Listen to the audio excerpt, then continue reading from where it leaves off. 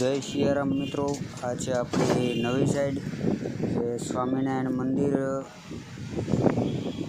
આપણી સાઈડ છે. અહીંયા સ્વામિનારાયણ મંદિર પાસે તો આપણે આજે એમાં સ્લેબ પાઇપિંગ કરવાનું છે.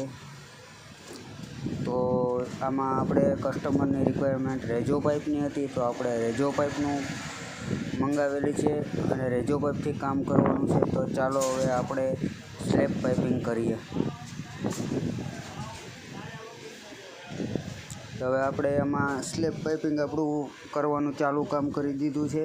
આવી રીતે આપણે સ્લેબ પાઇપિંગ આમાં કરીએ છીએ.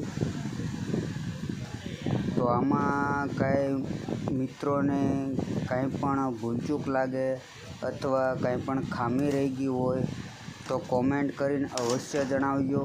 અમે તો આવી રીતે સ્લેબ પાઇપિંગ કરીએ છીએ. તો આમાં કોઈ પણ જાતની તમને કાંઈ પણ ભૂલ ખામી કાંઈ પણ દેખાય તો અવશ્ય કોમેન્ટ કરજો. હવે આપણે આ સ્લેબ પાઇપિંગ કમ્પ્લીટ આપણું કામ પૂરું કરી નાખ્યું છે. તો મેં જો આવી રીતે હવે સ્લેબ પાઇપિંગ કર્યું છે. અહીંયા બધી લાઈન આપણે અલગ અલગ સેપરેટ લાઈન આપેલી છે. એ ડીબી બોક્સથી બધે રૂમ અલગ અલગ ચાલુ થશે.